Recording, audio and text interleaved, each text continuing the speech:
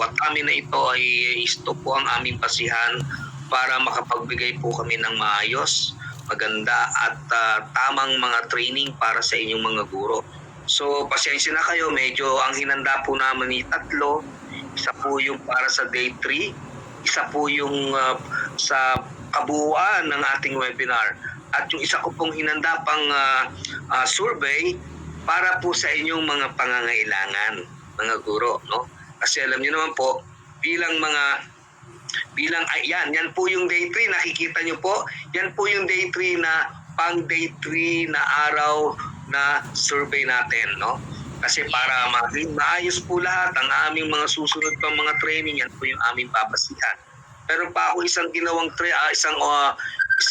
survey, yung kabuuan nung day 1 to day 3, no?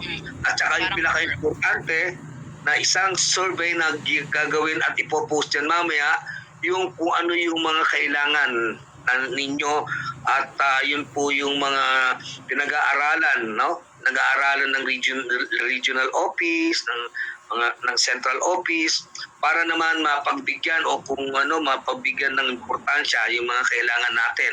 Kahapon nabanggit ni Director Abram, no, yung mga laptops, no, di ba? Narinig niyo 'yon? Kaya lang hindi ko po siya nakakausap, no? Kasi ang nabanggit niyang numero ng nakahanda na procure daw nila 36,000. Napatingin ako sa langit. Kasi ganun ako, pag medyo alanganin ako, doon ako tumitingin sa langit para tanungin at bigyan ako ng idea. Magkakasya kaya yung 36,000? No? Tayo lang dito sa ating region is already 45,000 plus. Kaya baksak lahat yung mga system nila. Hindi nyo alam? Yes. Region 11 is breaking. No? Yes, sir. Breaking the records. Not Yes, only po, breaking the records, breaking all the system. Pero okay yun. Naging batayan yun para mapaghandaan nila yung infrastructure. Para pag gumamit ang buong bansa, hindi ho na sila makakaroon pa ng mga ganitong mga technical issues. Yes. At trouble. No? Ready na si Sir Mark. Nakabalik na siya. Naayos na siguro yung ano niya. And here, our blockbuster.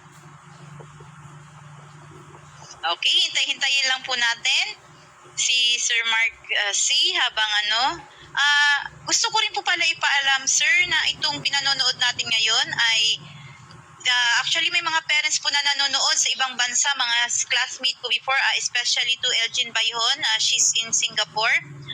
Nakikita niya nga po doon na nagkaroon na ng upgrading ang system ng education sa Philippines. And thank you so much for that wonderful message, El. So, si Sir Mark nagja-jumper pa po kasi, no? Meron pa po tayo dito. Oh, okay, jumper. Baka magtampo yung mga kasamahan natin sa high school. Hi po sa Davao City National High School at saka sa Daniel R. Aguinaldo National High School. Hi po mga pangunahing pong high school dito sa Davao. Hindi na namin maisa-isa dahil ang daming high school. Siguro i-cluster na lang natin. Cluster 1, 2, 3, 4, 5. 5 ba tayong clusters ng high school? O marami pa po. Basta lahat ng high school. At lahat ng district sa buong region. Dalawa na lang babatiin ko. Binabati ko po lahat ang elementary school ng Region 11. Binabati ko po lahat ang high school, senior high school ng Region 11. Magandang umaga po sa inyo lahat. Good morning po. Okay, habang hinihintay pa po natin si Sir Mark, pag-greet po sa mga Kadunan Elementary School headed by Principal Ma'am Catherine T. Pelenyo. And meron pa po dyan, sir? O merong teacher dito na Davao Occidental Division. Meron pa ako isang balita nga pala. Meron nang dumating na listahan, no, ng DCP. Yes. Ang DCP for 2019 procured and to be delivered for 2020. Pero hindi ko pa po nakikita yung mga schools. Ay? Sana yung mga schools na inaasahan namin, na binigay namin sa central office, yun ang mga schools na nakalista doon sa recipient natin ngayon. Siguro pagkatapos po ng ating webinar na to, aking re-reviewin. Pag ni-review ko, pag okay po lahat, ibibigay ko na sa mga division ITO para sila na po ang magsabi sa mga schools na may mabibigyan, no, ng ating DCP. Magaganda yung mga DCP natin, no? Meron po ako sample, no? Ito po. Yes. No? Yan po ba yung DCP batch 41? Sorry? Ito yung DCP na binibigay natin ngayon sa ating mga eskwelahan, no? Sinadyang ganito ng ating central office para hindi na po yung mga CPU network na siya, para madali na lang po yung pag-connect at saka magamit talaga ng ating mga teachers, no? Actually may lumabas na memorandum, no? May lumabas na memorandum galing sa ating central office, sa opisina ni Yusek Alain del Pascua, na pwedeng hiramin ng mga teachers sa ngayon. Pero kailangan meron po kayong ang supply officer naka-MR sa kanila, or merong isang dokumento, hindi ko masabi kasi hindi po ako supply officer. May mga sistema bago nila mahiram, no? Merong memorandum tayo, kaya ako'y nananawagan sa ating mga eskwelahan kung ang ating mga guro ay nangangailangan ng kanilang mga laptops ngayon, pwede po natin ipahiram sa kanila yung ating mga DCP. Sundin lang po natin yung debit memorandum regarding with these issuances, at sundin lang po natin yung mga guidelines para naman po sa ating mga guro na nangangailangan ng laptop sa kanilang online na pagsasagawa ng pagtuturo sa darating na pasukan, no? At even ngayon, kung kailangan po natin silang pagbigyan dahil sa ngayon sunod-sunod ang mga training na ginagawa natin, no? Ito pong training natin na to, the webinar is the initiative of the ICTU, na partner po natin dito yung si Dr. Janet Veloso ng Curriculum and Learning Management Division, at lahat po ng kanyang mga education program supervisor. Sila po yung kapartner ko para magbigay ng mga pagsasanay ng katulad ng ganito. At swerte lang po tayo dahil si Mark C. is talagang blessing sa atin, no? At napakadali madali ko siyang maimbitahan, no? Katulad kanina sa sinabi niya, hindi ko pa nga po siya naiimbitahan. Sinasabi niya na marami pang training tayong gagawin dito sa ating region, no? Opo. Marami pa tayong masisirang system. Ganun Kaya talaga. salamat po kami sa tulong ng webinar. Mas nakilala po ng Region 11 sino po ba si Sir Rick Ginto ng Region 11 ICTU. So pag napadpad po si Sir Rick, lalo na po sa Davao de Oro, kilala na po si Sir Rick Ginto na matutulungan po tayo sa pamamagitan ng ICT. Saka yung lugar somewhere sa Mati, pag dumalaw din si Sir, baka daw may lobster. No. Hindi na natin kailangan magpakilala. Basta mapagbigyan natin yung pangangailangan ng ating mga paaralan, mga guro, katulad ng mga computer na yan, itong mga ganitong information technology ng mga tools. Tuwan-tuwa na po ako. Kahit yung pangalan na lang, magkaroon tayo ng tinatawag na legacy, kasi hindi naman po tayo permanente, no? At kung mawawala ang magre-retire ako, meron tayong mga binigyan o naiwan para sa ating mga guro, no?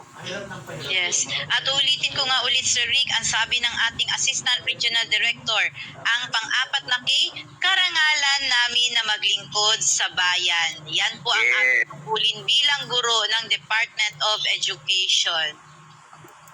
Actually, ako guro din po ako, no? Pasado po ako sa licensure examination for teachers. Kaya lang di po ako nagturo sa public, nagturo po ako sa private, no? Tsaka sa Colegio at tsaka sa private, no? So, kaya ramdam ko rin po yung sakit ng kalingkingan ng ating mga guro. Sinasabing sakit daw po ng kalingkingan, dama daw po ng buong katawan, no? So, yun po yung aking nadarama sa aking mga kasamaang guro dito sa ating rehiyon, no? Kaya naintindihan ko yung mga pangangailangan. Kaya sa totoo po, pag kami po yung nagmi-meeting sa national, lagi po ako nagtataas ng kamay. Sinasabi ko sa kanila kung ano yung mga kailangan na dapat nilang suporta sa atin. So, sana sa pamamagitan ni Mark C., pamamagitan ni Director Abram kahapon, no? Nagsalita siya, pagbigyan lahat yung inyong pangailangan, mapa-laptop, mapa-internet, at saka yung sinasabi kong mga allowance para sa paggamit ng internet. Sana mapagbigyan tayo, no? Pagdasal natin lahat na bigyan tayo ng ating mga pangangailangan. Yes. And isa pa, binabati ko po yung supervisor na nagsuporta sa akin in my MEA journey, Sir Leo Leron. Sir, thank you so much po for supporting my my teacher training before for Microsoft. And together with Sir Rick Ginto, thank you so much po. And marami pa po. Baka may nagpapabati pa po dyan sa iyo, Sir Manuel. Hi po sa lahat ng ICT, School ICT Coordinator at mga District ICT Coordinator. Sana matanggap na po natin ang mga Microsoft account natin mula sa region. Para po, yun. po sa mga, yes po. Yes sir, Yung- may additional po. Yung inyong mga Microsoft O365 account, yan po yung aking tatanungin ulit, no? Actually, meron kaming darating na meeting ng national. Yan po yung aking isa sa pinaka importanteng nakasulat sa aking listahan para itanong kung ano po na yung updates na sinasabi nila. Di ba, nabanggit ko na sa inyo na binigyan lang po tayo ng 29,000 plus na allocations, no? At yung karagdagan daw ay magiging A1 account para sa mga learners at yung A3 account, no? Merong mga nakarating sa aking mga ng mga balita. Merong dumating daw na mga A1 account para sa mga teachers. Isa pa yun yung mga naging problema, no? Ang A1 account is para sa learners at ang A3 account is para sa teachers. Siguro nagkamali lang ng pag-deploy. Di pa dapat dinideploy yung A1 kasi sa learners yun. Yun pa, marami pa tayong bubunuin ng mga bagay-bagay para maayos natin itong gagawin natin. Kaya wala po akong tigil sa kaiisip at kakakulit sa mga taga-central office. Sana dumating mamaya si Yusek. Darating si Yusek. Sinabi mo Magtatanong na tayo. agad yung special guest. Surprise! Maraming Yusek. Okay. Maraming Yusek. At nagpapasalamat din po Advance mag-isip. kami Yusek. kasi kagabi, nationwide tayo ang top DepEd webinar. Ano po ba yung mga webinar ng DepEd? So ito yung pinakauna sa ating bansa, ang Region 11 ang nangunguna. So maganda naman po ang content ng naririnig po natin dahil ang ating mga kasamahang guro ay resilient po na umaagapay at ang tibay po ng gurong Pilipino po na hindi po natitinag sa mga hamon ng new normal. Nga po. Saludo po ako sa mga guro sa Region 11. Saludo po ako sa inyo. Yes po. And baka magtampo yung mga ibang ito babatiin mo, bigyan nyo muna akong chance batiin. Colorado ES, Ligo South District, ano pa po ba? Zonta Elementary School, Santa Ana District, isa-isahin muna natin. Ito, marami na. Binugaw District, headed by Sir Joel C. Base. Hi po. Yes. So, Malita Ito South po mga District, school, Mama Division of Davao Occidental. Yes po, sir. Okay. So, ulitin po namin muli. Alam ko po na marami pong nanonood sa atin ngayon. Sa mga LGUs po, at hindi lang po LGUs, pati po mga private institutions, hindi naman po tulad nung dati nung during brigada, ang amin lang po is yung pag-reproduction lang po ng mga learning materials para po sa mga mag-aaral bilang bahagi na rin po ng ating Bayanihan Act 2020 para po sa Brigada Eskwela at Oplan Balik Eskwela po ngayong taon na ito. Sabi ni Sir Jet Thompson, yung kasama natin dito sa technical, Yes. meeting po sa Tuason High School ng Tagum City. Ikaw na mag-check dyan. Kaya, Los Amigos National High School, Doña Carmen Denia National High School, Santa Ana National High School. Ay po, Kalinan Elementary School, Villa Fuerte Elementary School ng Kalinan District po. Ay po sa lahat. Happy viewing po. Yes. At yes po, sir. Si Ma'am Mary Jane Gilyoge ng Manuel Guinness na National High School sa Banay-Banay. Magandang umaga po, ma'am. Yung order kong bacon. Teka, hindi lang of course sa ating programa ngayon, sa ating webinar, hindi lang po mga kagaruan ang mga nanonood, pati rin po ang ating mga magulang, mga parents. So, binabati po namin lahat ng parents na nanonood po ngayon. Si Ate Zusi, Gagang-ang, hi Ate. So, Mga great ka from mami, Cataluna Grande Elementary School. Mga tito, mga tita, mga lolo at lola, hello po. Yes, lolo at lola. Greet ko na rin ang mami at daddy ko na nandito, na nag-aalaga ng aking baby. Sila po ang isa sa mga sumusuporta po sa darating nito na pasukan. Isa din po yun, ang aking baby nagpotobomb sa likod. Sinabati ko si Neng Palyar de Palubos, no? Ng Caraga National High School. Caraga, Davao Oriental. Pupunta po kami dyan. Punta kami dyan. Nasa bahay lahat sila. Hi po sa misis ko, Cynthia Basay. Salamat sa pangalaga. Si Lynette Apas Balante ng Gregorio Moralizon Elementary School, 2, Manay North District. Pupunta kami dyan sa inyo. Ito taga Cebu, pero New Cebu Elementary School, Sulok. Po, meron po palang Cebu na pangalan ng paaralan sa Davao del Sur. Sa Leyte, Leyte. Yes, New Davao Leyte. del Sur. Mako, New Leyte Elementary School, New Leyte National High School. Ingat po kayo dyan. Marami pong salamat sa pagsusubaybay. Yes. Ito, malayo din to. Si Leilani Gonzales Avila ng Mintal Comprehensive National High School. Ito po, Aurora Quebral, sir. Nagpapabati daw po, wala daw po silang signal. At baka daw kasakali mabigyan daw sila ng GCP. Aurora Quebral po ng Tugbok District. Galing po sige. Kamayang Geray.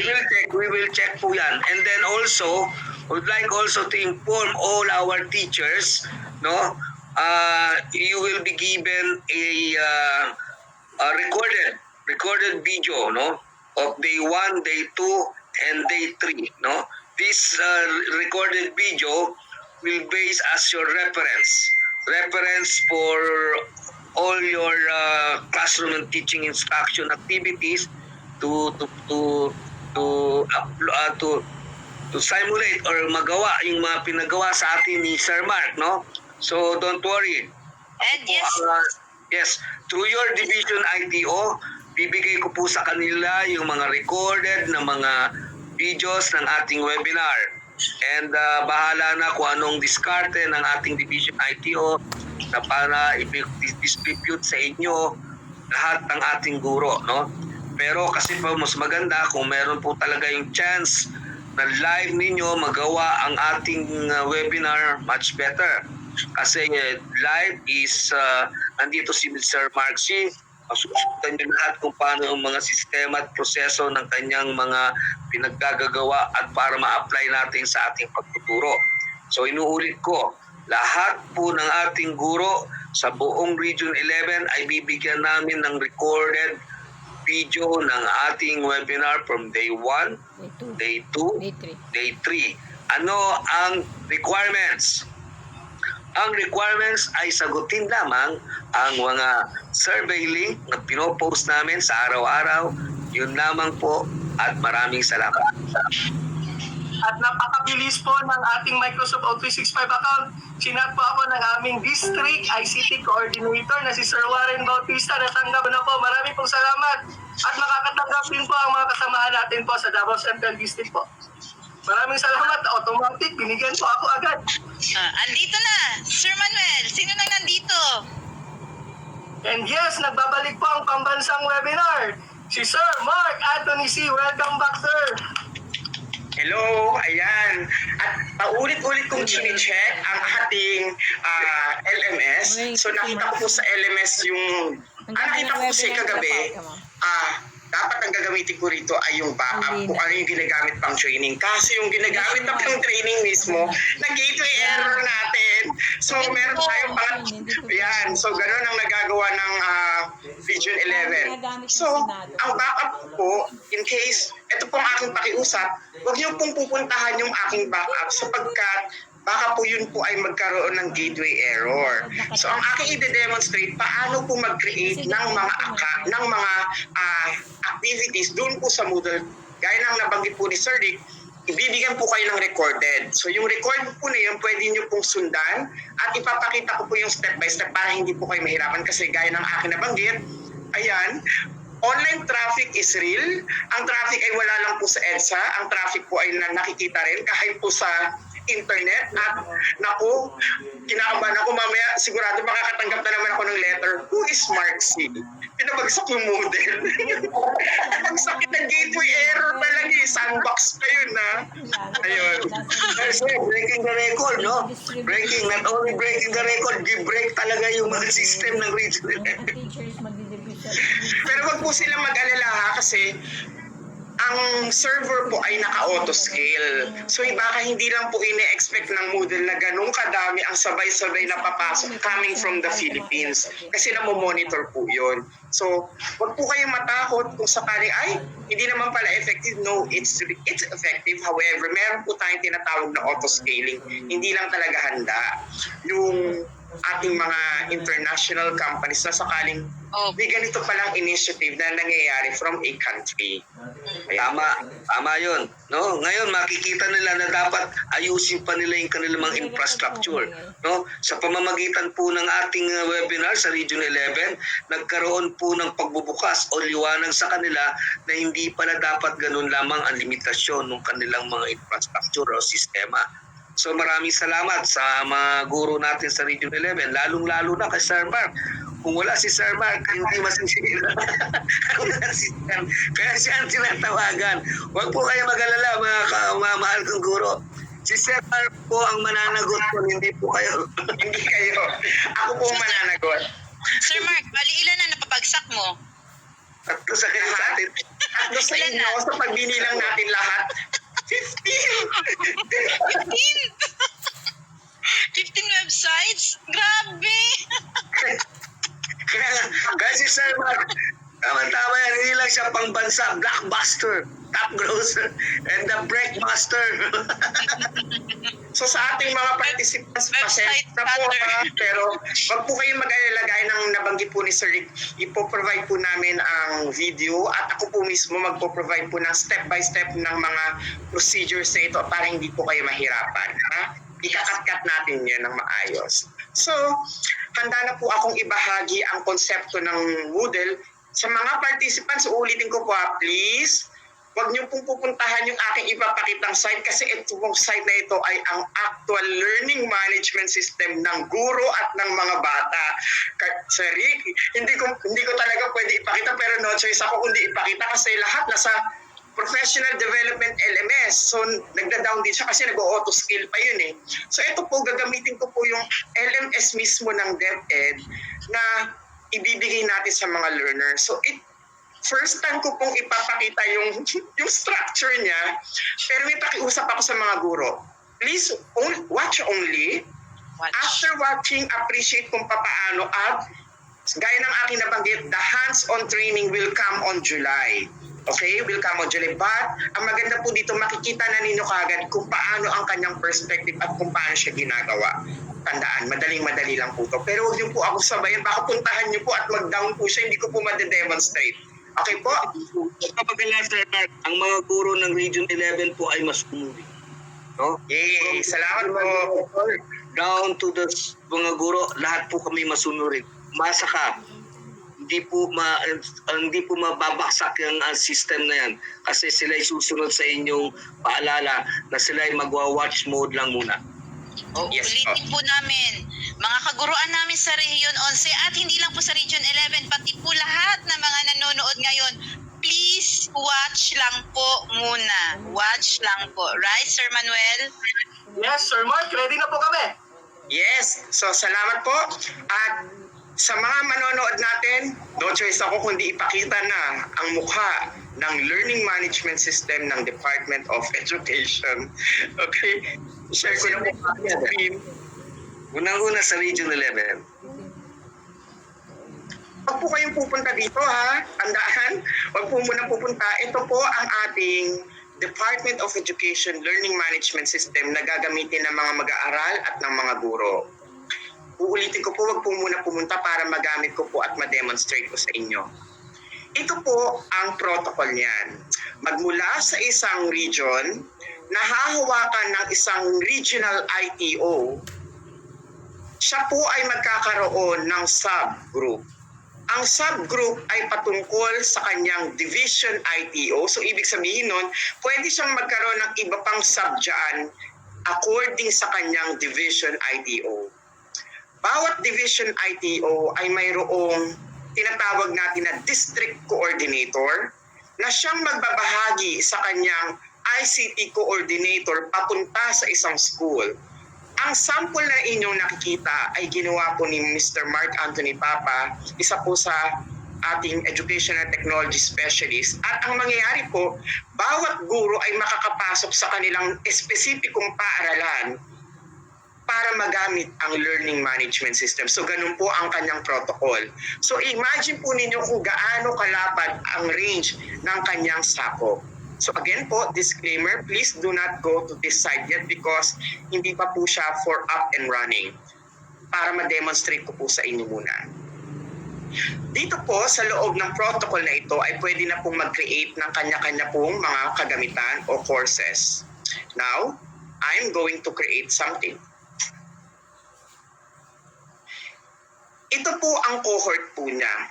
Kung paano pwedeng i-monitor mula sa pinakamataas pababa. So kagaya ng Region 11, kung sa Region 11, ang may protocol ng pinakauna ay si Sir Rick na sinusundan ng kanyang mga division ITO, nasusundan ng mga district coordinator at papunta sa mga ICT coordinator ng bawat paaralan.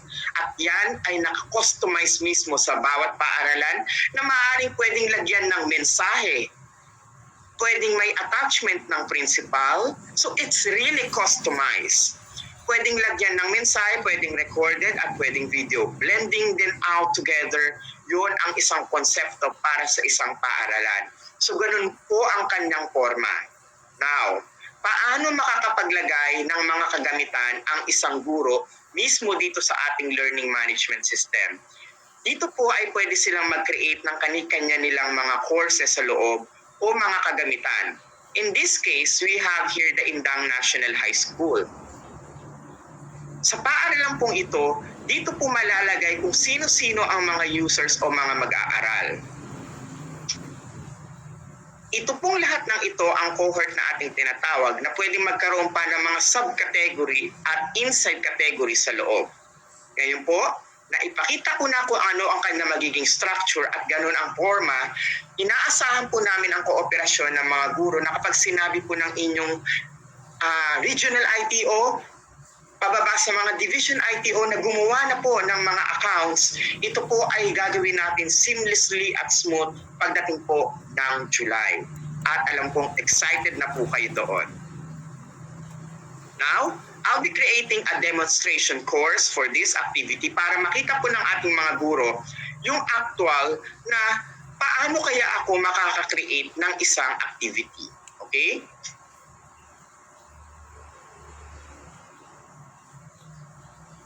Balik lang po ako.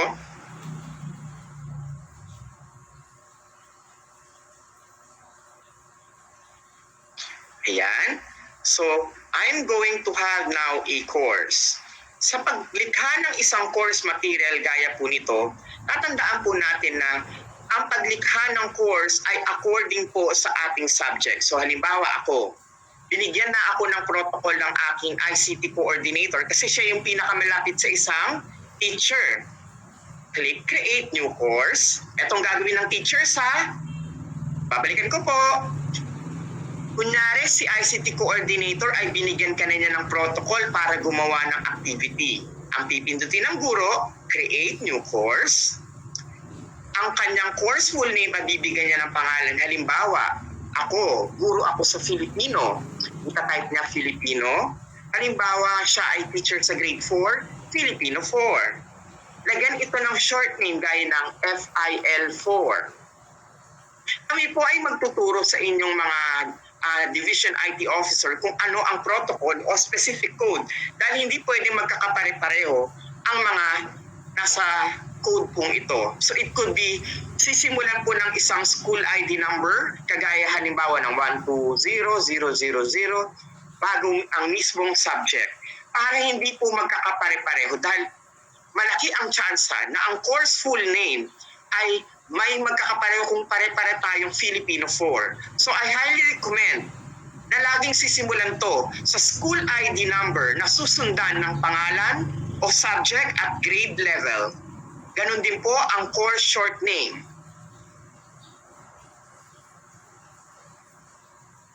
Pagkatapos po nito, ang kinakailangan na lamang pong gawin ay pumunta sa ibaba at maglagay ng tinatawag natin na course format. Preset po ito at pwede po yan. So wala po tayong ibang papalitan. It's by default. Sa appearance, pwede tayong magdagdag or by default, we could also utilize this one. File and uploads. Ang ating site upload limit, imagine this. Anyone can upload as a maximum of 1 gigabyte. Pwede po yun. So again, pag gumawa po kayo ng course, nasa sa inyo pong option pwedeng sobrang baba, 1 MB lang, o pwedeng piliin nyo yung pinakamataas. Okay? Nasa sa inyo po yun. It's your option. And after that, pwede nyo pong i-customize ang completion tracking. I highly recommend that it is yes. Bakit? Pag no ang nakalagay dyan, hindi mo matatrack ang iyong mga mag-aaral. So I highly recommend yes. At gaya ng inyong nakikita, everything is by default. Kaya ang gagawin lamang ninyo ay i-type ang course full name at i-type ang course short name. Kasunod po nun, ipipindutin lang natin ang save and return. After that, your course is now activated. To proceed with your course, simply click that one. And you could now edit it. Kung inyo pong makikita, nag-activate na po ang lahat, dumami na po ang nasa taas. Naalala niyo po ba yung tinuturo ko kanina? Ito ang inyong class record. Nandito naman sa ibaba ang tinatawag natin na dashboard. Oras na kayo ay makalikha ng inyong course, kayo ay pupunta ngayon sa inyong class record na nasa itaas. Para masimulan ang course, i-click lang ang course section at i-click ang general. Kayo ay mapupunta ngayon dito sa tinatawag natin na by topics. As teachers, we need to take note that putting our topics is really important. So, how to do that? Makikita po ninyo ang settings tool dito sa gilid. Kinakailangan lamang po na i-click ito at pindutin ang Turn Editing On. Bakit natin kailangan pindutin ang Turn Editing On?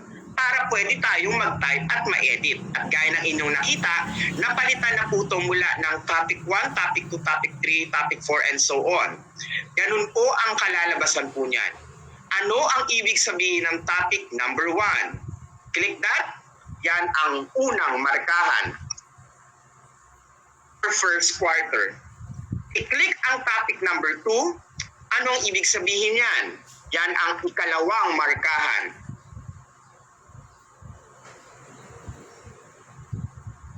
Hanggang makarating tayo ng topic number 3 na magiging ikatlong markahan or third quarter.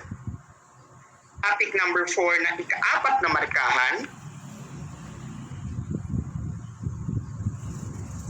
Or fourth quarter. Lahat po ng ito ay magagamit po natin.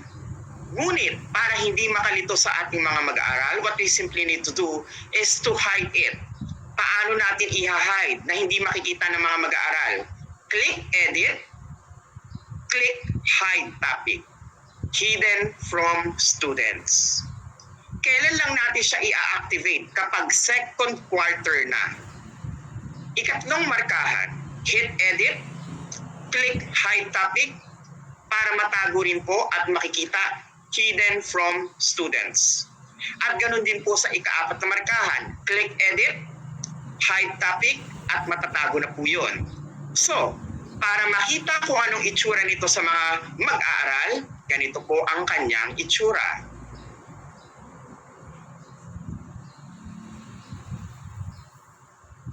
Learners will only see this one. They cannot see actually the ikalawang markahan up to the ikaapat na markahan because we set it in our teacher protocol as hidden. Ang mga guro ay may kakayanan na lumikha ng kanilang sariling protocols dito sa loob ng kanilang course material. Now, I'll go back to my original role. Ganun lamang po kasimple. Tandaan, ano ang aking ginawa? Inilagay ko ang school ID number na sinusundan ng subject at ng grade level. Pagkatapos po nun ay handa na akong lumikha ng aking unang kagamitan. Lahat ng ito ay ibabangga natin sa ating ADM o sa ating mga MELD materials. To activate again, click Turn Editing On. Gaya ng inyong nakikita, ang gagalawin lang ay ang unang markahan. Huwag po tayong malilito dun sa baba. To add an activity, here's what you need to do. Click this tool. Click Add an Activity or Resource. Pag kinilik po natin yan, lahat ng mga kagamitan na pwede nating magamit dito po sa ating material ay magpapakita. From the activities up to the resources. I always recommend to put a label. Ang label ang magiging separator po natin. This label module enables text and multimedia to be inserted into the course in between pages for another resources. Ito ay ating gagamitin para bilang gabay sa mga mag-aaral according to the weekly activities. So, click Label, choose Add. Tatanungin ka niya about its label text. Ano ang unang linggo? Agosto 24 hanggang 28.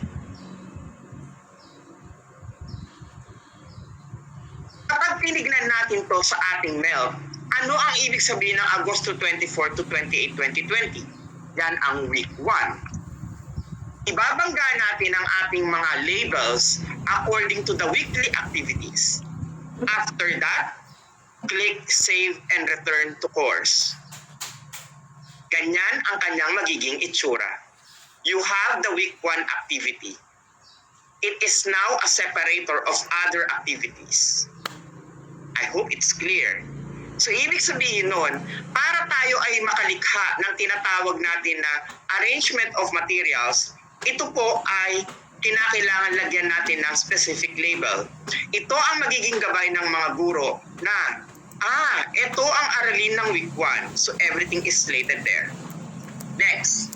Pagkatapos po nun, ang susunod natin na gagawin ay ito. Ano ba ang mga activities na gagawin sa Agosto 24 to 28, 2020? Ito ay nakikita ng mga mag-aaral din. So whatever you are doing here, yan ang nakikita ng learners. I'll go back to the role of a learner. I'll switch role. Ito ang kanilang nakikita. Lalakyan ko po.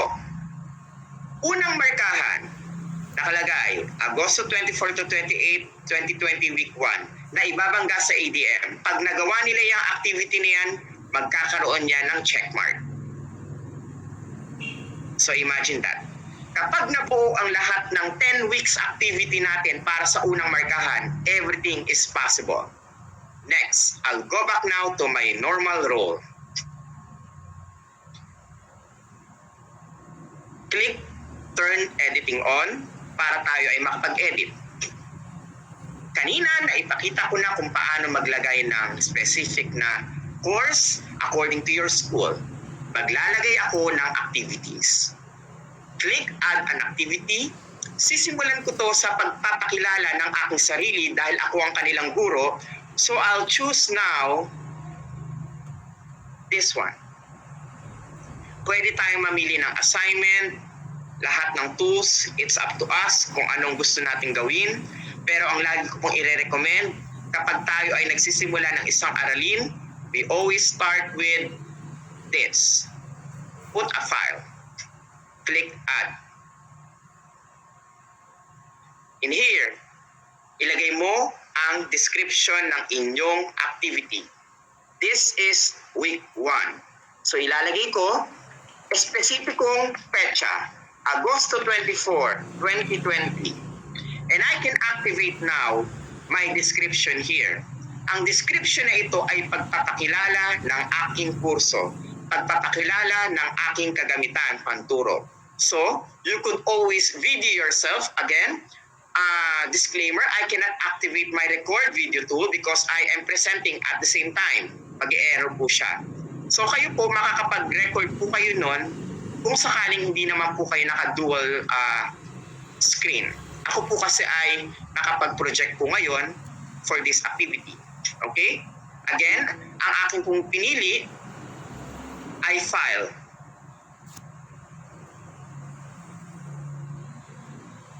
Sa file, ang aking ilalagay ay ang petsa mismo ng activity, Agosto 24, 2020. Yan ang unang araw.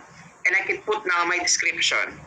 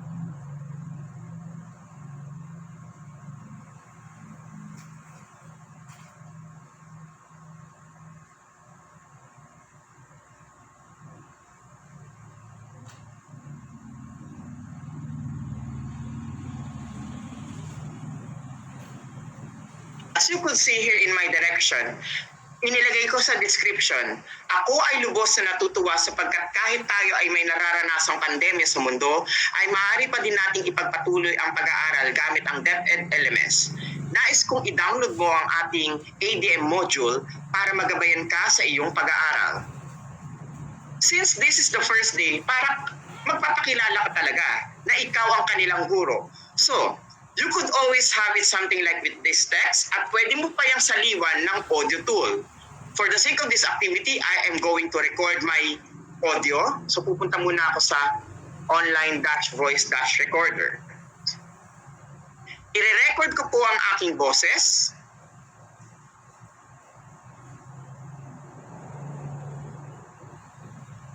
And I will attach it in the LMS.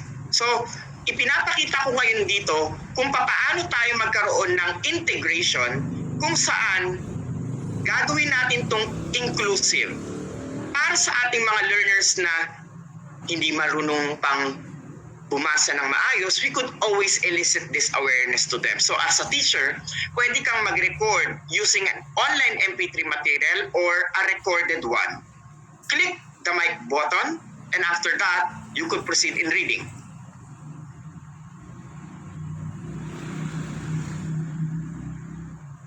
Ako ay lubos na natutuwa sapagkat tayo ay may nararanasang Again, I'll repeat it. Nagbakal ako.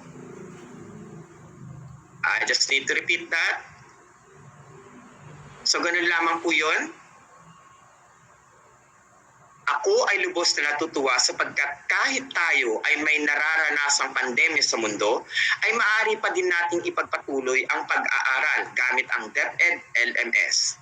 Nais kong i-download mo ang ating ADM module para magabayan ka sa iyong pag-aaral. Ako si Ginoong Mark Anthony C., ang iyong guro para sa Filipino 4.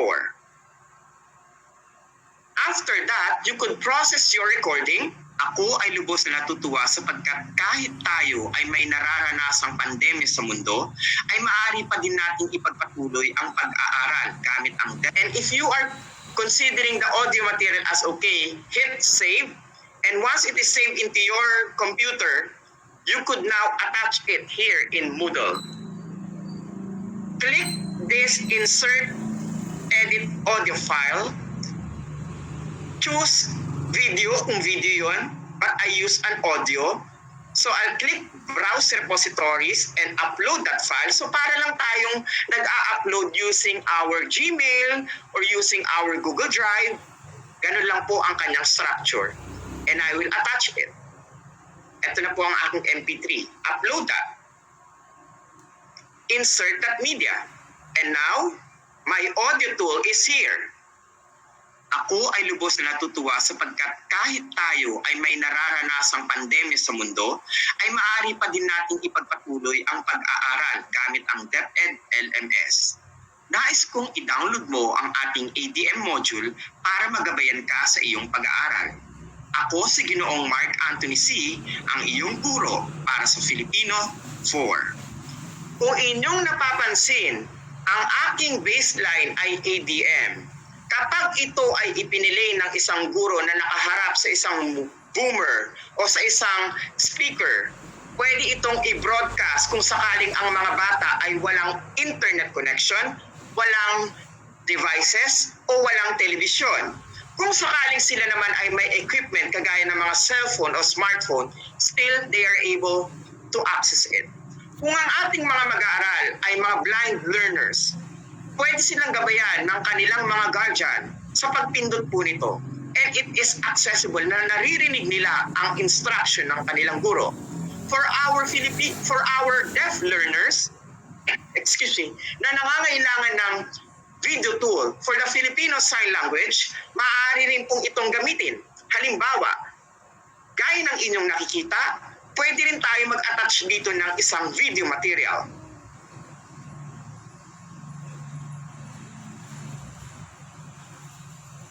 So hahanapin ko lang po ang sample na aking ginawa kahapon. Di ba po nag-screen recording ako? I could always attach that and upload that file. Meaning, starting from the very first day na ating ginawang hands-on activity, we can integrate those instructional video na ating ginawa dito po sa ating Moodle. And once it is placed in one compact material, it can now run even if we are offline, since this one will be whitelisted. Lahat po ng ito ay masasabi nating inclusive in nature sapagkat wala po tayong iniiwan na mag-aaral. Kinakailangan lamang ang script na ating gagamitin mula sa ating mga ADM materials ay aligned mismo sa ating pagtuturo. Aligned mismo sa ating target na weekly lesson na gustong ipahatid sa mga mag-aaral. So once it is finished in downloading or loading, pwede na po natin siyang makita mismo sa ating system. So, ganun lamang po ka-easy ang paggagawa o pagsaset up ng ating course at paglalagay po ng specific materials sa ating kagamitan dito sa ating learning management system. So while we are waiting for it, labas po muna ang ating host at magkakaroon tayo ng 2 minutes interaction, especially if our participants do have question regarding these elements. So balik tayo sa ating mga hosts. Salamat.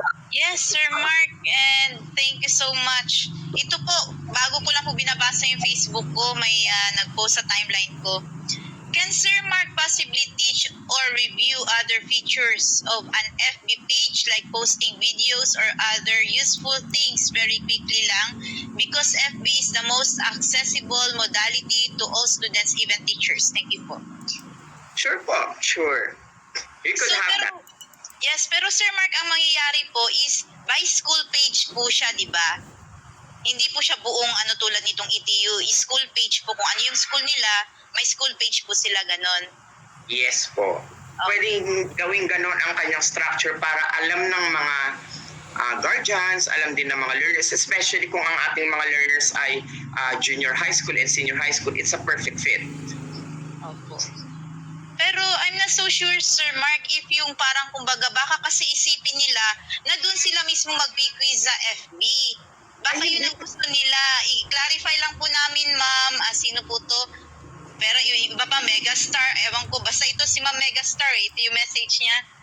Iklaklaro po ni Sir, hindi po doon mag-quiz yung bata. Sir, kindly give us further info po. Hindi po mag-quiz ang bata doon sa Facebook. So ang ating pong ginawa, pwede nilang ma-mirror or pwedeng makapagbigay ng instruction ng isang teacher utilizing those tools.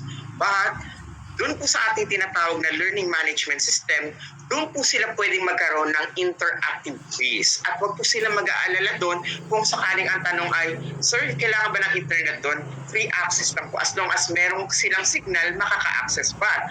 Sabi nga natin, we cannot get away to the fact na meron tayong ilang mga lugar na wala pong signal. So doon po sila sa ating printed materials. Baka siguro po Sir Mark, ang pwede siguro mangyari sa school page ng school, lagyan na lang siguro ng button link doon, diretso siguro sa DepEd Commons. Pwede po ba yung ganun? Na pag-click ng parent, diretso po? Pwede siyang lagyan ng URL tool na isang pindot po doon ay pwede po siyang mag-link doon. Pwede po yan. Yes. Sir Manuel, baka may iba pa pong katanungan dyan habang binibigyan natin ng panahon ng ating mga kaguruan. Sir Mark, mayroon pong gusto mag-clarify. Does it mean that this LMS is accessible on offline po? Yes. Iko-correct po natin yung concept na offline. Pag sinabi natin kasing offline, hindi nakabukas yung iyong data connection. Kinakailangan nakabukas pa rin siya. Yun nga lang, hindi siya mag-i-incur ng any ang tawag doon, data charges. Di ba syempre tayo, naglo-load tayo. So kapag nag-load tayo at na-connect tayo sa internet, nababawasan siya, nag-i-incur ng charges. Ito po, yung ating gagamitin sa DepEd Commons at DepEd LMS, yun po ay naka-whitelist. Ibig sabihin, dahil nakikita ng ating mga telecommunication partners, yung URL na yun ay naka-whitelist, hindi siya nagkakaroon ng data charges. Pero kailangan may signal. Baka mamaya sabihin, "Sir, hindi naman gumagana eh." Baka walang signal. Pag may signal, gagana. Ayan. Okay. Sir Mark, meron po ditong isang concern about ADM. Teka, Yes medyo po. malabo talaga mata ko ha. J.S. Padilla, question. May ginagawa pong learning modules as of now aside from that ADM used by Sir Mark. Saan ba gagamitin for the classes? Ano ba ang gagamitin for the classes on August? Baka kasi gumagawa ng modules ang ibang teacher tapos masasayang lang po ang efforts nila. That's a very nice question.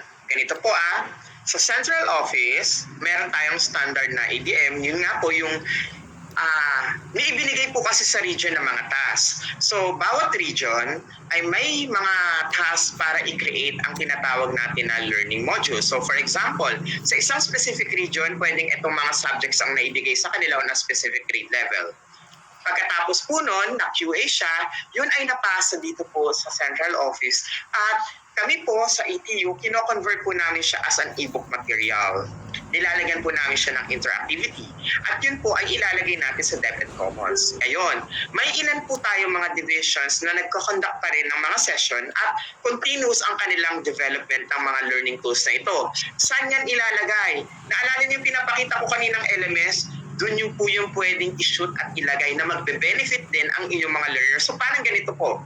Meron tayong standard na parang libro, yung ADM. On top of that, or below it, yung po yung materials na ginawa ng teacher na customized, custom fit dun sa kanyang mga learners mismo. So we have these materials as supplementary support for the learning. So I hope na-explain ko po na clearly kung para saan po yun. Hindi masasayang at hindi mababaliwala. Dahil ng inyong nakita, it always be placed doon sa ating system. Kasi kanya-kanya po kayong lagay ngayon doon. Imagine nyo, hindi nyo kami tatawagin na, "Sir, kailangan ko ilagay ito." O kaya, "Hello, pwede po bang pa-upload ito?" Kayo mismo ang mag-a-upload. Kaya, nire-ready kayo ng inyong mga divisions. O, ito, ganito gagawin natin. Kasi, pag hindi natin ni-ready yan, pag salpak natin doon, ano ilalagay natin kung hindi natin ginawa? Ayun. So, I hope nakuha po ninyo yung konsepto. Slowly, one at a time, makikita nyo po kung saan o para saan yung inyong mga ginagawa. Makikita nyo po rito sa ating demonstration. Baka kasi iniisip nila na syempre meron po kasi pinasulat, yung iba po kasing kasamahan ko, pinasulat ng mga module. Isa na rin po ako sa mga tumulong doon. Pero yun nga lang, baka kasi pagdating sa division, baka baliwala na lang kasi meron na po palang ibang na-produce. Yun po ang inaano po ng ating ibang kaguruan po. Yung na-produce, yun po ay standard. So, below it, yun po ang added support. So, parang tayo, di ba, pag yung nag-aaral tayo, meron tayong textbook. Pero bukod sa textbook, meron tayong mga notes, meron tayong additional materials, ganun po ang kanyang concept. Okay po ba? So parang ganito ang nangyari. Si ADM na on top of it, kasi wala tayong textbook. Di ba wala tayong textbook eh. Siya yung parang mag-a-act na textbook as one. Na lahat tayo, ito ang common. Pero syempre yung common di ba nagdadagdag tayo ng activities, yun yung mga ginagawa ninyong sub. Supplemental yun. Okay? Kaya hindi siya masasayang. Ano ang mahirap doon? Kunyari si teacher, ayoko gumawa. Paano pag nilabas natin tong LMS, nilabas na natin tong mga learning tool, ano gagamitin ng bata kung hindi ka gumawa ng supplemental tool? Nakuha po ba natin yun? Parang sabi ng bata, ha? Yun na yun? Parang, masusunod. O kaya, kasi meron tayong TV channel na meron tayong tinatawag na TV channel. So, sa TV channel, ang i-demonstrate ng teacher ay yung mismong ADM. Gaya ng pinapakita natin, yun yung ituturo niya. Pero syempre, below it, may exercises ang bata. So, ano gagawin ng bata kung hindi ka gumawa ng worksheet doon? Di ba? Parang, ano gagawin? So, tandaan ko dahil wala tayo kasing textbook na mai-distribute, yung ADM na standard, yun po ang mag-act as our prime resource material. Yung pinagagawa ng inyong mga division ay added support materials doon sa ating on top of it. Okay? Okay po. Ngayon, mas klaro na po. Yan po mga kaguruan narinig niyo po mula kay Sir Mark C. kung ano po yung mga ginagawa natin ngayon. Ang tawag po Kayo doon palulungkot. pero po iba nagbebenta daw po ng di ba naging ano rin po yun? Yes, naging issue. Okay. Ngayon po sinasabi ko sa ating mga kaguruan, kunyari may nakita ko yung nagbebenta, bibili ba kayo? Kung ako tatanungin nyo, huwag kayong bumili kasi kung bibili kayo, meron tayong on top of it, yung ginagawa ninyo ay added onto it. So, mas magandang ikaw mismong gumawa. Bakit? Sigurado ka ba yung ibinenta sa'yo ay bangga sa milk yun? Yun ang nakakaano, di ba? Parang pagbili mo tapos pag-upload mo sabi ng bata, ano to? Parang di align. Tandaan ha? Huwag kayong basta-bastang maniniwala sa na nakapost. Kasi kinakailangan, makita po ninyo na, dapat bangga siya sa milk. Kasi syempre, marami nagbebenta, marami nag-claim as teachers, dapat wais tayo, check nyo muna bago ninyo bilhin. Paano kayo bibili ng isang kagamitan o material kung ang pinaka-prime material ay nasa CO? Wala nga akong nilalabas. Yun nga po Clarify natin ano yung milk. Wala akong pintel. Baka yung milk, yung iniinom, milk. What is milk? M-E-L-C-S. Most essential learning competencies. Baka may mga nalilito ano ba yan? May pa-milk tayo ngayon, K-12 curriculum tayo. Ganito po kasi, yung K-12 curriculum, marami po siyang learning competencies. K-12 pa rin po tayo. Kaso dahil meron tayong nararanasang pandemic, gumawa ang ating mga partners sa curriculum and instruction na piliin ang most essential learning competencies para maituro at mag-continue pa rin ang proseso ng learning. Kaya, mahusay sila. Kasi, Sir Rick, alam niyo po ba na hindi pa nagkakaroon ng COVID, na project nila kagad yun, kaya ready, kaya husay-husay. Blessing talaga yun. Maganda yun. Kaya dapat paliwanagan nila lahat yan, lalo na yung mga acronym na ganyan. Baka mamaya magkaroon ng hindi pagkakaunawaan, magkalituhan. So, tama si Sir Marcy, nandito hindi lamang turuan tayo ng mga technical. Alam niya lahat, pati sa curriculum. So, napakagandang mga pangyayari ito para sa ating mga kaguruan, naliliwanagan nila lahat. Ano yung mga milk na yan, ano yung mga supplemental na yan, yung mga ginawa niyong mga modules na yan. So, napakaganda. Magandang pangyayari ito. Yes, and Sir Mark, can you explain further regarding again po, kasi may mga parent, usually sa akin kasi puro parent po nagpa-pop up Apo. Yung ano po daw, can you explain daw, mas gusto pa daw nila maintindihan yung modalities kasi bakit kailangan daw ng internet, ng ayun, radio. Sige po. Dahil gagamitin ko na po itong pagkakataon na ito para ma-explain ko po ng lubusan yung iba't ibang modalities kasi alam natin na yung mga magulang ay litong-lito ano ba ang plano talaga ng Department of Education. So, ito po, base sa aking pagkakaalam ha, kasi lahat sila nahawakan ko. Ayan. So ito ay base po sa aking perspective at hindi lamang po perspective based doon sa nahahawakan ko at sa dinedevelop. Okay? Huwag pong matatakot ang ating mga kaguruan, lalo na ang mga magulang. So, take note, meron pa rin tayong hands-on mamaya. Ito po ay to answer lang yung mga questions, okay? Lahat po ay mayroong printed material.